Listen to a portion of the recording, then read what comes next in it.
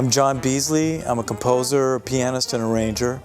And this new record features a couple of great guest artists. MONK'estra evolved from Volume 1 to Volume 2. You can hear that evolution in the writing and the playing, even the way it was recorded. You're going to hear that in Volume 3 too. This time it's more original music. There are a few Monk tunes, and it's transitional. I think it's going to be called MONK'estra Plays John Beasley.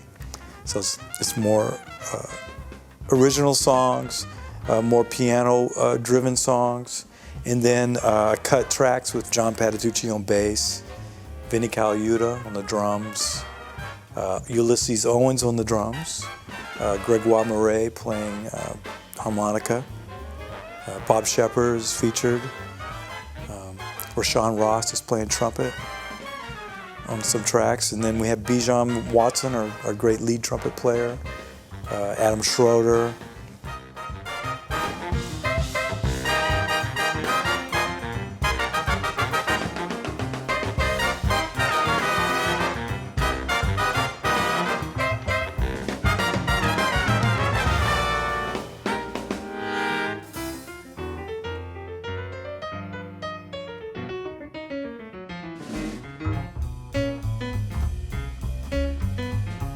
I like the way Duke would come in and out, of the band, or Count Basie, And then Monk would lay out a lot while other people were soloing. So the concept of just bass, drums, and a soloist really appealed to me. This record was inspired more by a record that Duke Ellington did called Piano in the Foreground, which featured a lot of Duke playing piano in front of his band. So I kind of had that as a framework, and then of course I love to write music as well. So we've evolved. In this record, there are 5 different size ensembles, mostly taken from the nucleus of MONK'estra. We have the big band, about half the record is the big band. We have a septet that we tour with sometimes when there's not the budget for the full band. And that is, I've knocked down all these big band arrangements for 4 horns. So I wanted to continue that concept, but with my own tunes. So Masekea, Sam Rivers, off minor, you hear the septet. And then of course, wanting to kind of come up with a new sound for Monk's Mood. My friend Gregorian was in town, so we did a session, and that turned out to be sort of completely different than a MONK'estra tune, which is nice because we're trying to evolve here. When we say diversification, we're also meaning evolution, because we can't just keep making the same record over and over. That's not what we do in jazz. Hopefully we can show the evolution of how we've grown as musicians and as a band.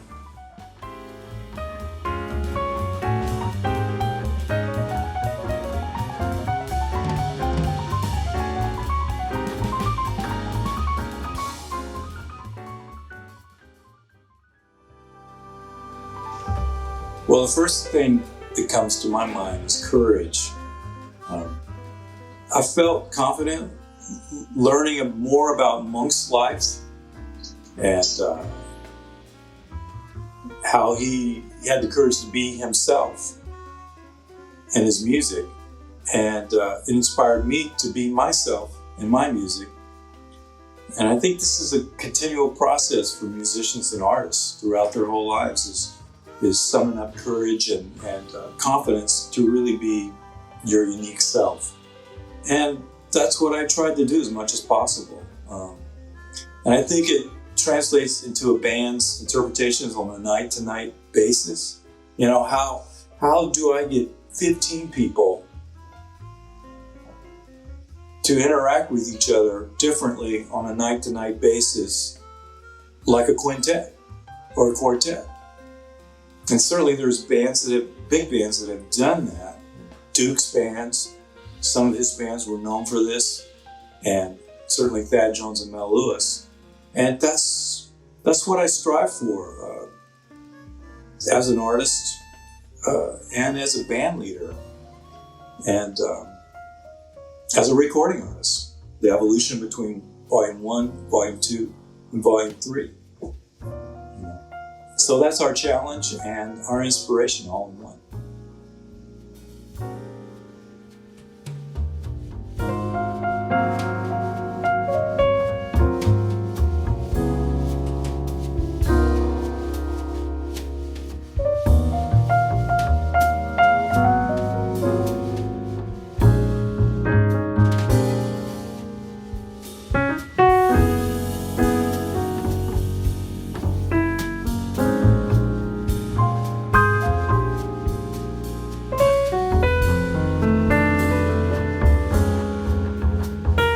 MONK'estra Plays John Beasley on Mac Avenue Records.